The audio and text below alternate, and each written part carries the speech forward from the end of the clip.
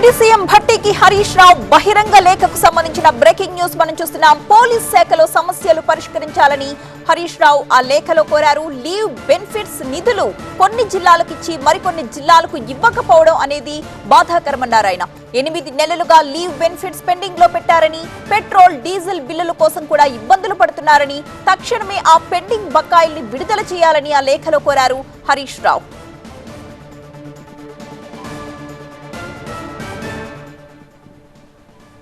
కాంగ్రెస్ ప్రభుత్వంపై మాజీ మంత్రి హరీష్ రావు మండిపడ్డారు. ప్రభుత్వ నిర్లక్ష్యం రాష్ట్ర ప్రజలకు శాపంగా పరిణమించిందన్నారు.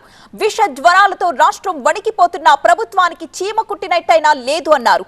ఇలాంటి పరిస్థితులు వస్తాయని ముందే హెచ్చరించామంటున్నారు. తమ సూచనల్ని ప్రభుత్వం పెడచెవిన పెట్టిందని, ఇప్పటికైనా ప్రభుత్వం కళ్లు తెరవాలని కోరారు.